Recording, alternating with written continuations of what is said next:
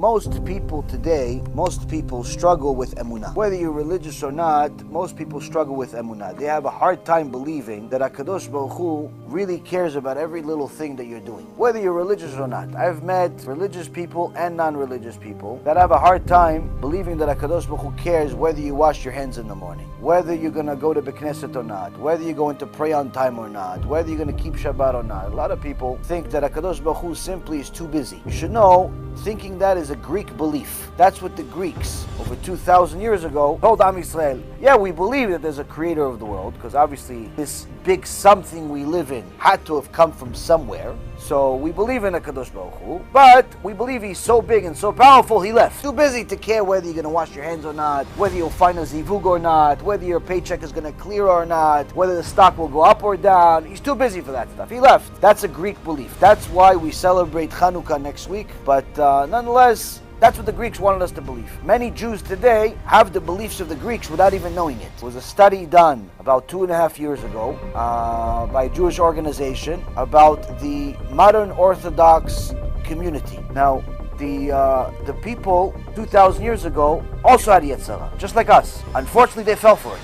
And HaKadosh Baruch Hu destroyed the Beit HaMikdash because of them. Every day the Beit HaMikdash is not built, that means that if it was, we would be destroying it. That's why HaKadosh Baruch Hu is not telling us, no, you don't have the merit to build the Beit HaMikdash right now. Opposite. If it was built right now, Hashem would be destroying it because of all the shtuyot that's in our mind. And this study that came out 2 years ago confirmed it. What did it confirm? One of the findings that they found on the modern Orthodox community, a study of about 4,000 or so different people, which is a relatively decent sized study for that size of a community, that over 50% of the modern Orthodox Jews, which again, if you ask a modern Orthodox Jew, are you religious? He's going to absolutely tell you yes. No modern Orthodox Jew will ever tell you, I'm not religious, I'm secular. The point of being modern Orthodox is that you believe that you are religious, but you're more modern with the times. It's like, stylish religious. And people think this is perfectly fine. Torah doesn't, but people think, okay, no problem. So what does modern Orthodoxy, what do they get us to today? Over 50% of modern Orthodox people, males and females,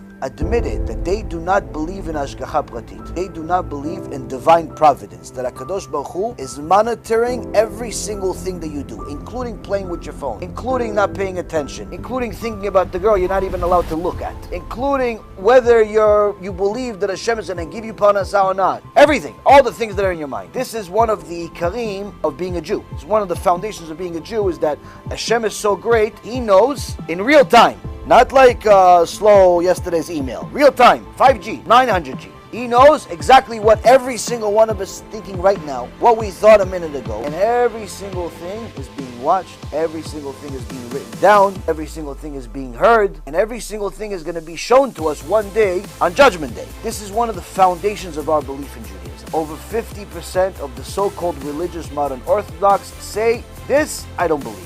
Now, if you know who this person is that says, I don't believe it, you have somebody. Your friend, your brother, your father, your mother. You yourself don't believe this. You cannot be counted in minyan. You need 10 people to pray together. 10 people say Kaddish. 10 people to have any major Jewish ceremony. Person doesn't believe Hashgacha Pratit is considered completely an apikoros. Now, if this was only, let's say, 3, 4, 5, 6, 7, 8, 9, 10%, it would be a tragedy. 10% of Am Yisrael does not believe in Hashgacha Pratit, it's a tragedy.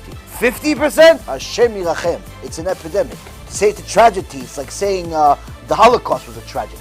Any Holocaust survivor would tell you, calling the Holocaust a tragedy is the understatement of the year.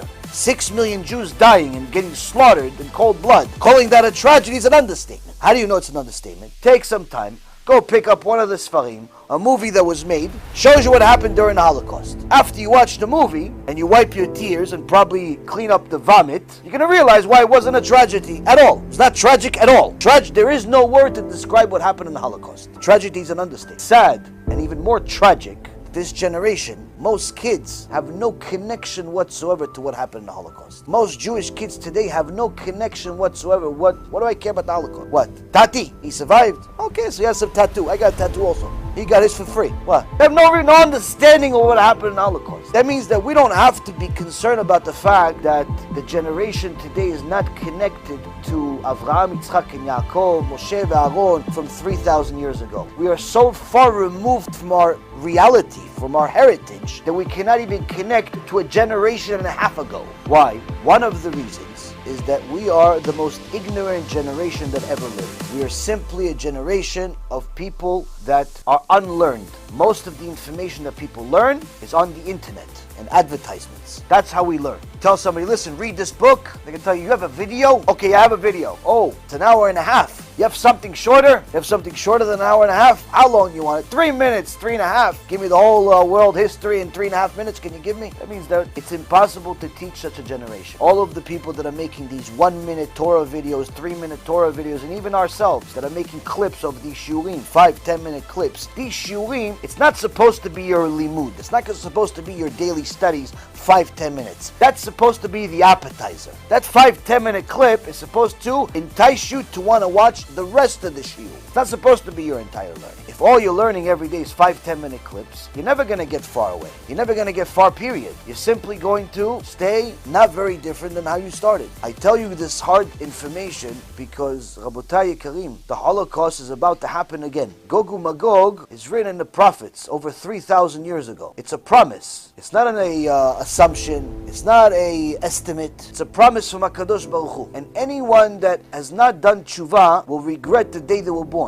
Now, I highly recommend that people take things seriously. Now, does that mean that you have to become a rabbi? No. Does that mean that you have to study from day till night? No. But it means you need to take Judaism seriously. First step, learn what the truth is. Second, do it. Enough with the excuses, because what's happening, Rabotai, is that people that have all of these safek, these doubts about Judaism, it's simply because they've never arrived at the emet. They've never arrived at the emet. They want to live the life in this world, and they've never arrived at the emet.